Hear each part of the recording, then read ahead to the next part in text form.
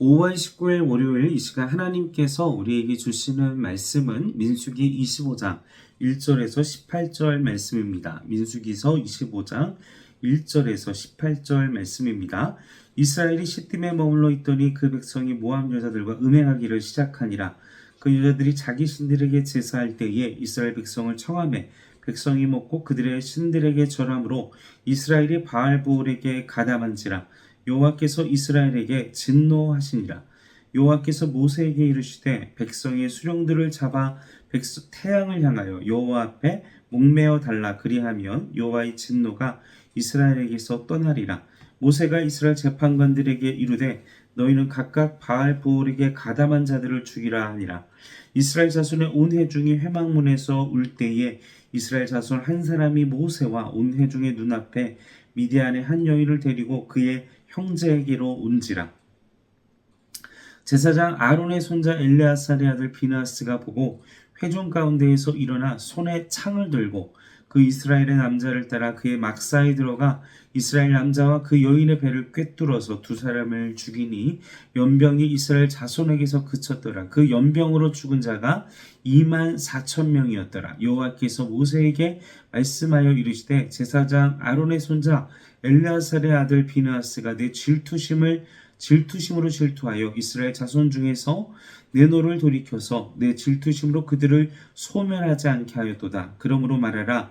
내가 그에게 내 평화의 언약을 주리니 그와 그의 후손에게 영원한 제사장 직분의 언약이라. 그가 그의 하나님을 위하여 질투하여 이스라엘 자손을 속죄하였음이니라. 죽임을 당한 이스라엘의 남자 곧 미디안 여인과 함께 죽임을 당한 자의 이름은 시므리니 살루의 아들이요 시므온인의 조상의 가문 중에 한 지도자이며 죽임을 당한 미디안 여인의 이름은 고스비이니 수르의 딸이라. 수르는 미디안 백성의 한 조상의 가문의 수령이었더라. 여호와께서 모세에게 말씀하여 이르시되 미디안인을 대적하여 그들을 치라. 이는 그들이 속임수로 너희를 대적하되 부올의 일과 미디안 지휘관의 딸 곧 부올의 일로 연병이 일어난 날에 죽임을 당한 그들의 자매 고스비의 사건으로 너희를 유혹하였음이니라. 자, 계속해서 민수기 22장부터 시작된 모압 왕 발람의 이 주술사 발락을 통한 저주, 그것이 실패하고 또 미디안 그 장로들을 초대해서 또 이런 지금 이스라엘의 대적, 지금 이 가나안 땅으로 진군하는 그 진군로에 있는 나라들은 지금 난리가 난 거예요. 그들이 지금 연합해서 나라들이 자신들의 막 그전에는 세력 싸움을 하고 막 경쟁하고 이러했던 그들이 이제 이스라엘이라는 이 거대한 그들의 그 하나님의 능력을 보면서 어떻게 하면 이걸 할 것인가 막 모압, 미디안 난리가 났죠 지금. 그래서 이제 그들은 이 저주 사건이 앞서서 24장에서는 23장, 23 계속해서 막 저주를 하려 했지만 하나님의 역사로 말미암아 저주가 실패를 해요. 우리가 그런 위대한 사건 속에서 25장 1절 말씀을 보겠습니다. 그런 위대한 하나님의 일들이 지금 말씀 속에서 벌어지고 그런 배경들이 24장에서 있었었는데 하나님의 위대한 역사가. 그런데 이스라엘이 지금 어떤 행동들을 하고 있습니까? 1절에 시딤에 머물러 있는데 모압 여자들과 음행을 하게 됩니다. 우리가 민수기서 31장 말씀에 보면 이 사건이, 이 시딤에서의 음행 사건이 이 모압 왕 발람의 전략, 계략에서 시작되었다라는, 저주의 실패가 시작되니까 이 여인들을 보내서 이스라엘로 하여금 내부적인 이 타락, 부패, 이걸 일으키고.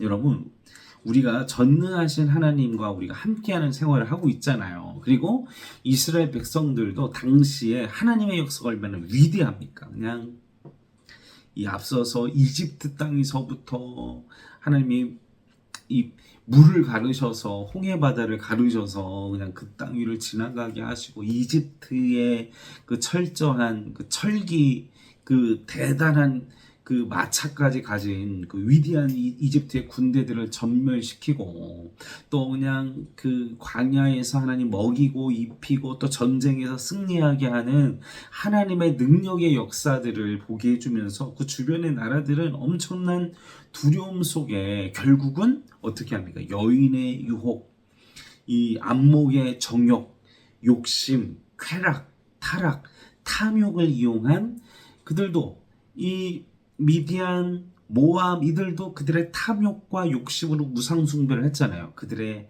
탐욕과 쾌락으로 이스라엘 백성을 유혹하는, 생각해 보십시오. 노예 생활하면서 절제된 생활하고 또 광야에서 하나님의 백성으로서 막 절제된 생활과 삶을 하는데 그들의 어떤 물질적인 풍요, 그냥 곡식의 어떤 그런 물질적인 풍요를 위해서 이 관계를, 성관계를 통한 예배, 참 예배라고 입에 붙이게 그 제사를 통한 그 제의가 이스라엘 백성들이 봤을 때는 어떤 느낌으로 왔겠습니까? 엄청난 유혹적으로 엄청 강렬하게 다가왔을 거예요. 강렬하게. 와, 이렇게도 신을 섬기는구나. 이렇게도 신을 예배하는구나. 아마 그거에 눈이 뒤집혀서 그 음행하는 곳에 참여하게 되고 그 음행과 그런 행동들이 결국은 바로 바알볼, 우상숭배를, 모압의 신을 숭배하는 제의, 아마 그 쾌락에 취해서 그게 우상숭배도 모르고 아마 그랬을 것 같아요. 그냥 음욕에 탐욕에 넘어가가지고. 자, 이 말씀은 단순히 음란을 두고 우리가 얘기하는 것이 아닙니다. 우리가 일상을 살아갈 때에도 하나님의 거룩한 백성으로 광야 생활과 주일 성수와 절제된 생활 끊임없이 하는데 세상은요, 그냥 시각적인 음란뿐만 아니라 우리가 생각하는 우리의 정욕과 우리의 욕심, 우리가 가진 탐욕을 유혹해서 우리의 눈을 뒤집어지게 하는 유혹들로 어둠의 권세는 다양하게 막 저주를 하려고도 하기도 하고 우리를 막 안목의 정욕으로 막 쾌락으로 우리를 유혹한다라는 것이죠. 사랑하는 성도 여러분, 이스라엘 백성들의 광야 생활의 모토는요, 살아계신 하나님을 하나님으로 알게 되는, 오직 신의 신, 그리고 모든 만물을 창조하신 하나님, 그 하나님이 누구이신지를 알게 하고 그분을 섬기게 하는 것과 두 번째 하나님의 목적은 거룩한 하나님의 백성으로 이스라엘을 만들기 위한 계획이 바로 광야 생활, 광야에서 시작되는 가나안 여정으로 가는 하나님 백성, 하나님의 군대로 만들기 위한 하나님의 계획이 바로 주된 모토라는 사실인 것입니다. 와, 하나님 너무 잔혹하셔. 음행을 한 결과로 두령들을 죽이라고 하시네. 하나님의 진노는요, 4절 말씀에 보면 지도자들만 죽이는 거예요. 지도자들, 그 책임을 물어서. 그런데 모세가 5절에 보면 얼마나 화가 났던지 관련된 자까지 다 죽여라 그렇게 이야기를 합니다. 이건 모세의 흥분이에요. 여러분, 하나님은요 지도자들만 책임을 물게 하셨어요. 이 음행한 죄에 대한 결과에 대하여. 근데 모세는 더 흥분해가지고 관련된 자들까지 다 그냥 해라. 그런데 이걸 가혹하시네. 어떻게 지도자들만 목을 날리시지? 우리가 이스라엘 백성들의 그 광야 생활과 그리고 가나안 땅에 도착하는 그 여정 가운데에서 하나님 백성 되게 하게 하는 그 훈련의 모토가 뭐라고 했죠? 하나님을 하나님 되게 알게 하고 그리고 하나님을 거룩한 하나님의 백성으로 근데 그게 지금 무너진 거예요. 지금 상황이. 얼마나 하나님 화가 나시겠습니까? 그러던 중에 그러한 이스라엘의 부패의 심각성이, 자, 말씀을 보겠습니다.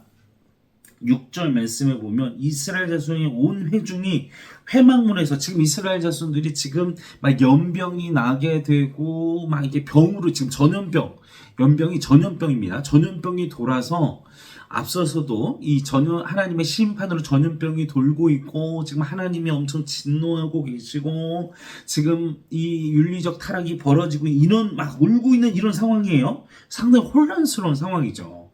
그런 상황 중에 6절 말씀에 6절 중반에 보시면 이 회중 앞에서 미디안 여인을 데리고 그의 형제로 온 여자가 7절 말씀에 8절 9절 말씀에 보면 음행을 하러 지금 회중 안으로 두려움 없이, 그러니까 그런데 이 음행을 한 7절 8절에 이 음행을 한 사람들에 대해서 지금 14, 15절 16절 말씀에 나오시죠. 14, 15절 나오죠. 이 사람들은 시므온의 조상 가문의 한 지도자, 그러니까 이스라엘 백성 중에 지도자라는 거예요. 지도자. 그리고 이 음행을 한 같은 여인의 그 한 이 미디안 지휘관, 그 여자 상대였죠. 미디안 여자인데 그것도 그냥 그 미디안의 지도자급에 해당되는 그 지도자의 딸이었던, 여인이었던 사람이었다라는 것이죠.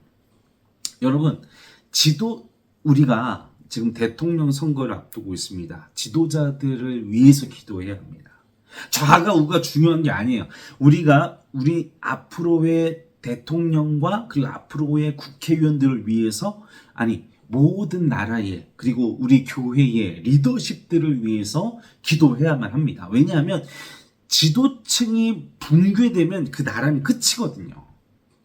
이스라엘 조선의 그 몰락도 결국은 너무나 오랜 시간의 지도층의 부패로 인한 윤리와 도덕과 국가관과 나라에 대한 이런 모든 것들이 사라지면서 나라가 부패하면서 지도층이 부패하면서 나라가 멸망했어요. 우리도 기도해야 합니다. 지도층이 붕괴하지 않도록. 하나님이 그런데 8절부터 11절 말씀에 이 엘르아스 제사장 아론의 손자 엘르아스 아들 11절 비느하스에 대한 하나님의 축복을 얘기하십니다. 그 질투심이라는 것 무엇이냐? 바로 하나님의 마음으로, 하나님의 열정으로, 하나님이 가지신 마음으로 공의와 정의의 마음 가운데 일어난 마음이라는 것이죠. 사랑하는 성도 여러분, 세상이 아무리 부패하고 세상이 아무리 음란하고 세상이 아무리 타락할지라도 비느하스와 같은 정결한 구별된 거룩한 영성이 우리 행정교회 온 성도들과 우리에게 있기를 주님의 이름으로 간절히 축원합니다. 그러한 자들에게 어떤 축복을 내리십니까? 하나님께서 뭐라고 말씀하세요? 12절 말씀, 12절 13절 말씀 보십시오. 그러므로 내가 그에게 평화의 언약을 주리니 그와 그의 후손에게 영원한 제사장의 직분은, 이제 비느하스의 자손들에게는 영원한 제사장의 직분을 약속하겠다. 실제로도 이스라엘 성전이 회파되는 AD 70년 경에 그때까지도 하나님께서는 이스라엘의 그 비느하스의 거룩한 하나님의 영원한 제사장으로서의 직분의 약속을 지켜주시게 됩니다. 사랑하는 성도 여러분, 우리가 하나님의 마음, 예수님의 마음을 우리가 가지기를 주님의 이름으로 간절히 축원합니다. 이 마음을 가지고 살아갈 때에 비느하스에게 성전이 회파될 때까지 하나님의 그 제사장의 직분을 이루어 주신 것처럼 우리가 구별된 삶을 살아갈 때에 주님이 오시는 그날, 그리고 영원한 그 시간까지 우리를 하나님의 제사장으로, 하나님의 백성으로 우리를 포기하지 않고 붙잡아 주시고 끝까지 이끌어가 주실 줄로 믿습니다. 어둠의 권세는 17절 18절에 그들을 향하여, 우리를 향해 끊임없이 유혹합니다. 그들을 향해 주님은 대적하고 치라고 명령을 하십니다. 사랑하는 성도 여러분, 세상의 유혹에 말리지 않고 대적하고 싸우고 쳐내서 거룩히 구별된 하나님의 백성으로 살아가기를 주님의 이름으로 간절히 소원합니다. 함께 기도하시겠습니다. 주여, 우리에게 비느하스와 같은 구별된 마음을 허락하여 주시옵소서. 그리하여 영원한 제사장, 영원한 하나님의 백성, 하나님의 거룩한 리더십으로 살아갈 수 있는 은혜를 허락하여 주시옵소서. 감사를 드리며 울건하신 예수님의 이름으로 기도하옵나이다. 아멘.